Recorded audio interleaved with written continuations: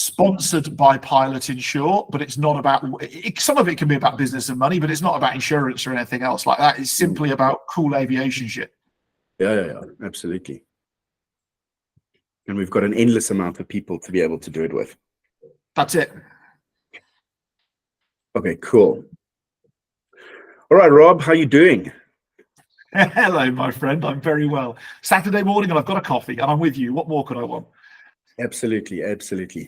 Rob, today we are just doing a very quick podcast on the Skyrocket Your Business webinar for IT professionals who fly. The webinar is happening on the 31st the webinar is happening on the 31st of July at 11:30 on Wednesday. Okay, let me start that again. The webinar is happening on the 11th on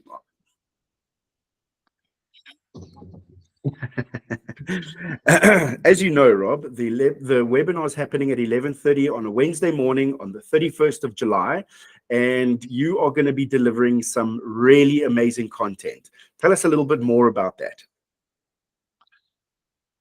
I'm very well aware that people who own an IT business chose to become an IT professional in a way for a reason. There was a degree of attractiveness to it, right? Maybe it was coding, maybe it was building infrastructure, maybe it was maybe they found a problem that they could solve for people in terms of building a platform. There's many reasons and many different versions of IT businesses. But I'm also well aware that building a product and a platform or a service is only part of the game, right? Because many people will go build this and then they're like, well, customers, those people who pay us money, like, where do they come from? And how do I find more of those? Because I don't have enough. We're also going to be talking about that then we build this business and we need to go and put employees in, and where do I find them from, and how do I get quality of those people, and do they even exist in South Africa, or do I have to outsource them to Bangalore like an Amazon does where I've worked, or something like that. And so we're going to be focusing on how you can scale and grow your business while keeping control of it at the same time. And I'm probably going to ask some quite challenging questions because the model that most people are thinking within probably isn't giving them what they want. You're frustrated, you're finding challenges, and that means that the model of the business isn't quite right yet to give you the outcomes that you want. There's a very high likelihood that your product and service is close to great, right? That's a very, very high likelihood of that. And so if the product or service is close to great and you're still not getting what you want, the answer isn't in different products, more products, or making what you do have better. Because we know that if it's close to great, we only actually have to have a 60 or 70% good enough product to make R1 billion plus a year profit. And we see this in other industries, right? You see all the dodgy stuff from China that gets imported and gets sold at the same price point as something somebody else has or you have. It's 10% of the quality, same price, and people buy it in volume. So it's obviously not a product challenge. I mean, I've seen even high-end quality products that are completely incomplete as when you buy them. You take an iPhone, for example. An iPhone is an incomplete product when you buy it. You actually still need to buy a screen protector and a cover and a charger and a stand and all that kind of stuff for it. As it comes, it's raw and it's vulnerable. So it's an incomplete product, but Apple's one of the biggest companies in the world. Well, and then they want you to update the software, right? The how it runs inside on a relatively consistent basis, which means what they sold you had less than sufficient software inside. And then next year they say, sorry, the last iPhone wasn't quite good enough. So actually what you need to do is buy the new iPhone because this is the best one ever. And they get you to go and drop another. What's an iPhone now? 25 to 35,000 rand. Easily 30 grand. Yeah. Right. And they do that consistently. And so I think we all end up falling into a product trap. And I'm not saying we shouldn't have good products or great products. but I do think we end up being obsessively trapped by the product, and we don't focus on what actually drives the business and how to do it. I'll tell you a funny story. I've got a client at the moment who's growing a business, right? And they have 20, I think it's 23 or 24. I'll have to look at my notes, but products. They haven't actually built a single one of those products beyond the product name, specifications, description, value, how much you're going to sell it for. They haven't built a single one. Wow. And they tell customers at point of purchase there's a 6-week lead time for us to get you onboarded. So they've got a whole onboarding package which takes about 6 weeks, and it's all very shiny and very personable and whatever else. And then in 6 weeks' time, they install the product and off you go.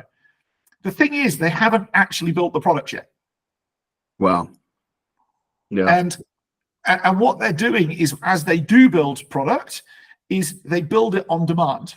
So if you get 3 people who buy product number 4 from you straight off the bat, then you go and run like a headless chicken at building the product over the next 6 weeks.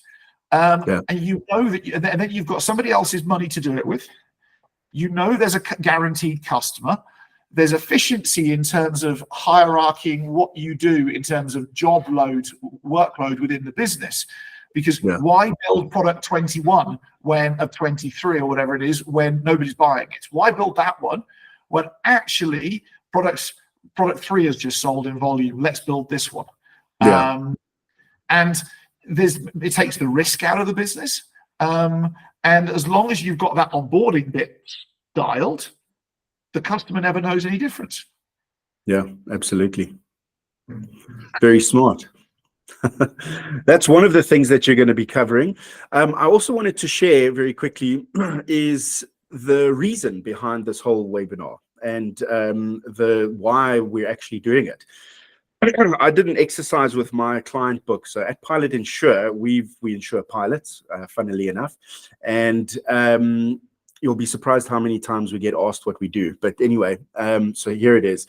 But anyway, so we've got commercial pilots that we insure, and we've got recreational pilots. So those are our 2 main lines of customers.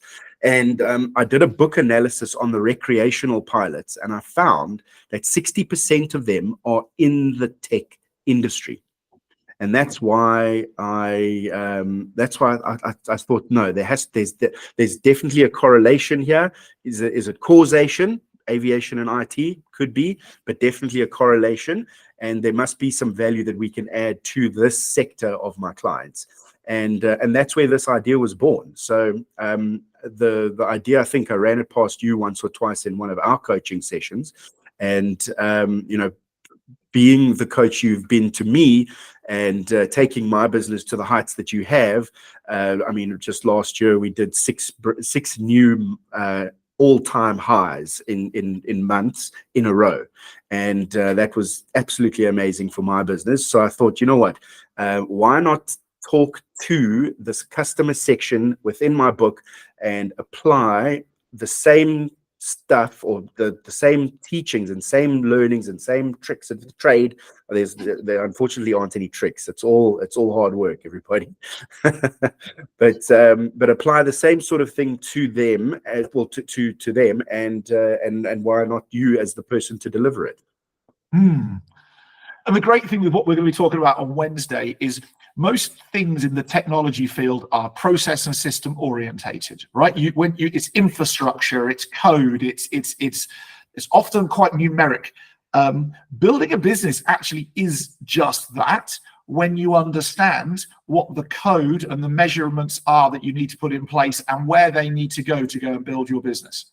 So if you can build system and process around bringing new customers into your business, easy to do. Yes, David, you're right. It requires work, right? And it requires often learning alternative skill sets, and also understanding what are the alternative skill sets that I need to learn as the business owner. What are the ones that I can outsource, get rid of, give to somebody else to do. And one of the biggest things I'm finding in the tech sector at the moment, and I work in some quite big tech firms, like I've got one that does over R1 billion a year and one that does multiple $1 billion a year at the moment. And what I'm finding is there's a habit in the tech sector of outsourcing the stuff that actually we need to learn as an alternative skill set or an additional skill set, and then holding on to stuff that really we should give to other people to go do. And I'm finding that one of the big differences that I'm making in these businesses and helping them go from 500 million rand a year to R1 billion a year is actually about helping the owner or the board understand what is the steering wheel and what are the pedals of the vehicle, the controls, just like in a plane, right? What's the controls of the plane? Yeah. Most of us don't truly understand what they are for businesses. For the business. We think we do, but we don't. And what I find is the moment that I actually go and put the controls for the plane back into the pilot's hands, suddenly the business can flourish. Yeah. Right? We then understand on a commercial plane, there's the pilot, there's the co-pilot, there's often a second co-pilot of some sort within the cockpit, right? Your pilot, the lead pilot, has a certain level of responsibility, and then they delegate other things to their two co-pilots. But you don't find the pilot in charge running up and down the aisle at the back, pushing and saying, "Do you want a coffee, sir?" Yeah. Which is so often what business owners end up doing because they can't hand that type of activity away. They can't delegate. That's it. You don't find them going and inflating the tires on the aircraft. You don't find them doing that. No. And there's so many things, and yet, so what actually I find when I go into a lot of businesses is without knowing it, because the business owner thinks they're doing 100% the right thing, and maybe even the tech industry has told you you're doing the right thing, and yet you're still not making the money you want to make. Yeah. What I often find is the head pilot, the lead pilot, is busy running around the aircraft, inflating tires, putting fuel in, trying to keep the customers happy and serve them coffee, but they're not present in the cockpit, in the seat, with the controls at their hands and their feet. Yeah. And that is the focus of what we're going to be talking about on Wednesday morning, and that's going to be the focus of what I do for a job as well, is helping you become the pilot with the controls, where other people through systems and processes are serving the coffee, filling the aircraft, and inflating the wings. I'm not inflating the wings, sorry, filling the wings. So anyway, filling the wings with fuel. That's it. Inflating the wings, they're going to blow up the wings, and like helium. There's an idea for you. That's how the aircraft actually flies, with helium. Yeah, that's it. If anybody owns a plane and wants to take me flying, by the way, and teach me about aviation, I'd love to. Just like reach out and say, "Hey, Rob, come flying." Well, you're in the absolute right room, Rob. A lot of our attendees are aircraft owners. Absolutely. One of the questions that we had on some of the registrations leading up to this event, many of our attendees are grappling with scaling their businesses and finding reliable service providers. What are some key factors to consider when selecting partners like accountants, and how to grow businesses and streamline their processes for growth? That's a great question. When I first moved to South Africa, which was 15 years ago, I faced a similar challenge. I'd sold a business, invested a whole load of money, and I moved here and tried to retire. The retirement failed because I got bored, so I went back to work. So I went back to work and I had to register a business, right? And I didn't know how to do that in South Africa because it was all foreign to me then. And I knew accountants were the people to do it. So I went out there and I interviewed 10 accountants. And what I found is that I asked the same questions to all the accountants, and almost all of them gave me exactly the same answer. There was one question that made the difference, though, and that was, "So, Mr. Accountant, what's the one thing that you're going to do for me that no other accounting business will do for me?" All bar one of these accountants really struggled to answer the question.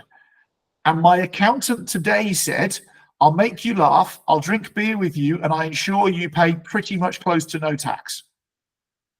Bang. I was like, you're my man. You're the guy, right? Fantastic. And I think that marketing is something that's very important in our business. We know that because it helps us find customers, right? I think that my experience is that maybe we should go and take marketing principles and use them to solve other problems in the business, right? So a marketing principle is about getting out there and finding new people to talk to. And I think quite often we meet one accountant and ask them a few questions, and we go, he's all right. I think he'll do. He's affordable. He's got a couple of other impressive clients. I'll use him or her. Yeah. And I think what we are is penny wise and pound foolish at that point in time, because I wander around as a very, very, very 20+ year experienced elite performance coach. I've got a team of accountants. Well, I've got an accountant, a lawyer, everything behind me, right? There isn't a single exception of a business that I go into who I don't bring my accountant into at some point in time, who I don't bring my lawyer in when he's needed at a point in time, because everybody thinks they've got a good accountant, and I guarantee you're paying too much tax, right? Yeah. Everybody thinks they've got their business and legal structures sorted, and I guarantee you haven't. It's either overcomplicated or just not done, right? Those are the two things. And so, finding the right suppliers and service providers, I honestly think that talking to people like me is a great step forwards. And if you're listening to this or watching this, I won't charge you to introduce you to my accountant who's part of my team. I'll just introduce you to my accountant. Yeah. Talking to people like me will help you find the right people. Yeah. And I really like that analogy of using marketing principles to solve other problems within the business. I mean, marketing is just so key and so fundamental to everything, and people forget that. And it sort of interrelates with every type of problem that you're trying to solve. Employment of people, these people are going to not be fulfilling marketing functions within your business, but they are part of your business, which is a marketing machine ultimately. And so if you're applying marketing principles to the way you're finding these people and the way you're employing them and the way you're training them, those principles will resonate through with the rest of your business and make it a better marketing machine ultimately. Let's play this out logically for a second, right? Because finding great staff, world-class staff, and retaining them is a massive problem on occasions for a lot of businesses, right? And a lot of us we don't make the best decisions when it comes to employing people. The principle of marketing is to show the world you and your business, show it in the best possible light, and turn it into a magnet where people are like, wow, that tech firm, look at what they're doing. Like their quality of product is up here. The vibe around it, they just make it very attractive.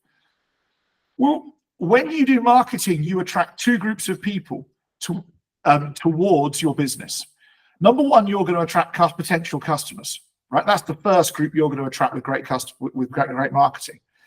The second group of people you attract is industry professionals, because you go and look at the marketing in the aviation industry. I'm pretty sure that everybody here who's a pilot has a degree of fascination with what Boeing, Airbus, Cessna, Gulfstream, and Lear and whoever else are doing, right? You kind of like wander through, right? So it attracts customers and professionals. So then when you want a world-class employee, you just use your marketing vehicle to go and say, hey, we're looking for a lead C++ developer, just as an example, right? C++ developer. If you're interested, find a creative way of coming to us and showing us why you'd be a great employee. And because you've got those industry professionals who are following you, your marketing vehicle solves two problems at once. Yeah, absolutely. There we I go. love it. Yeah. So yeah, but find an accountant who'll make you laugh, drink beer with you, and ensure you pay next to no tax. Like, that's a win. I'll say that for the start. Love it. And then you spend all your tax money on marketing. No, I'm kidding.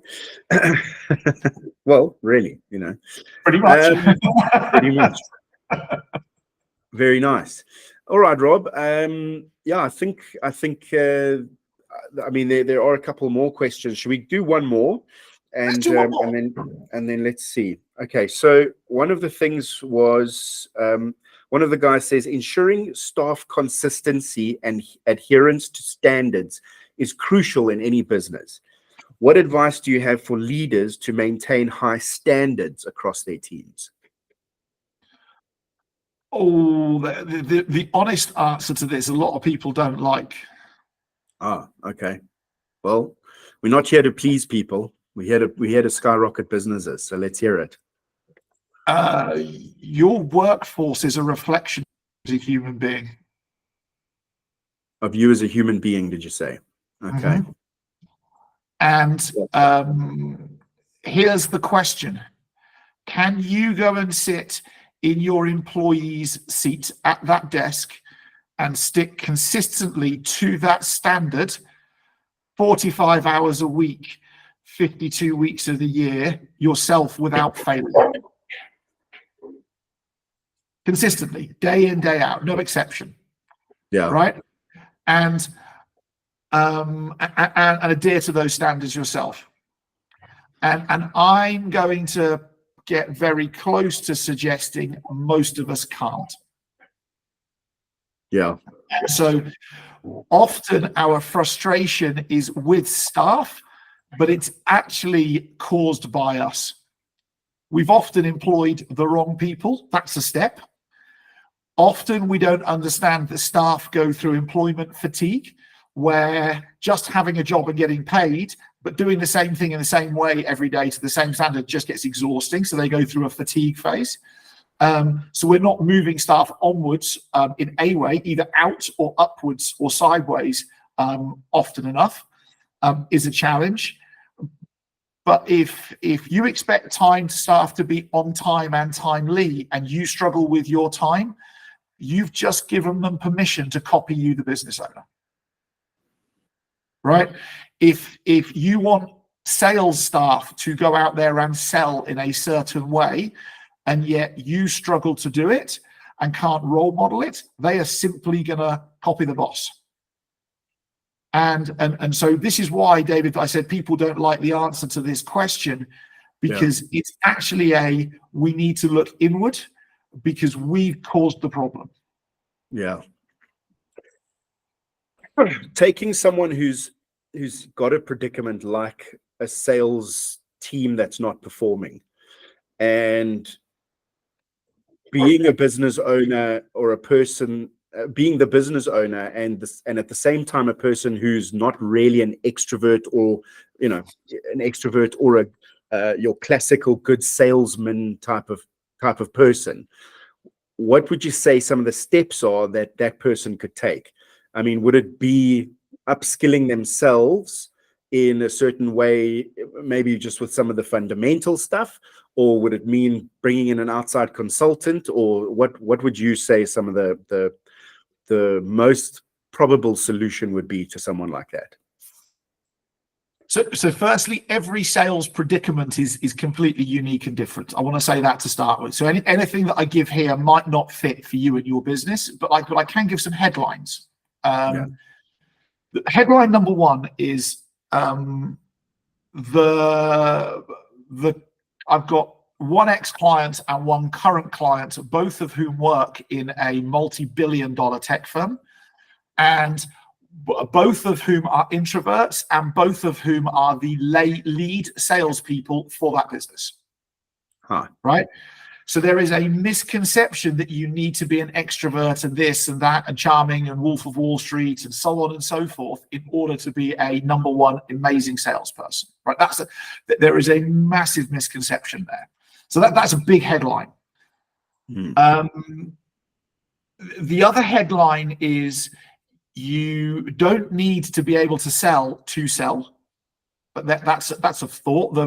Especially in the tech world, we don't need to be sleazy salespeople. We need to be good listeners and great question askers. And there's a structure and system and process to that, but those are some headlines. And then the next part of that is sales can be a pretty ruthless environment. If you have salespeople that aren't performing for the third or fourth month ever, you probably need to lose them for your business. Consecutively, like turning through salespeople rapidly to find the guys who can work in your environment successfully is really important.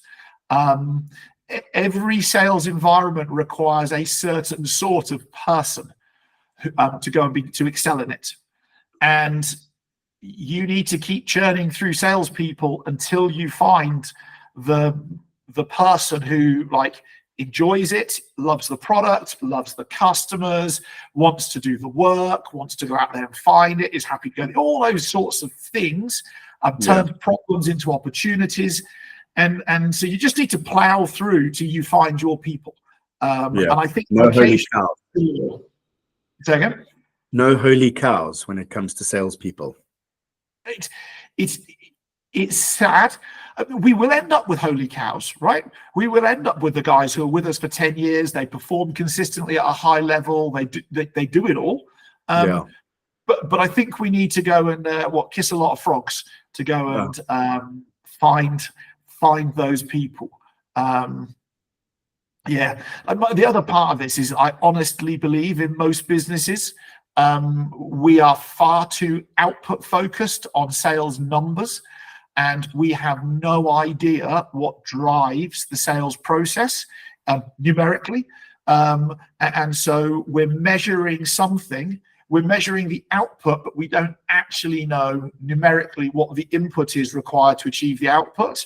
And so we can't fix the problem of output not being achieved. And David, you and I have played with this consistently over the past 18 months. I spend most of my time going, let's work out what happens before the equal sign, the input side, because that's the quality quantity metrics we can work on, and that will just take care of the output afterwards. Absolutely. And it's something that's helped me focus my energies in the right places to give the outputs that you need. That's the thing. It's definitely not, and you can't be focusing on the outputs. You need to be focusing on the inputs. How do you bake a good cake? 2 + 2 will always make 4, right? But if your inputs are 1 + 1 at the moment, or 3 + 8, you don't get 4 if that's the output you want. It's very simple. 100%. I love it. I think that people are really gonna respond to what we're saying. I think let's wrap this up, Rob. Thank you again for your Saturday morning. And I think if you just wanted to share one more tidbit or one really exciting thing about what the audience is going to get at the webinar, and if they don't come, they're definitely going to miss out on, what is that one thing? Whatever the problem is you think you have in your business, I'm going to tell you now, you only have a clarity and a people problem.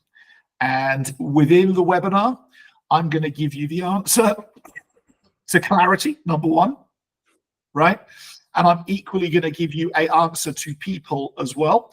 And when you solve clarity and people in your business, everything else gets solved by default. And that's what we're going to be talking about on Wednesday. Absolutely fantastic. I'm so excited.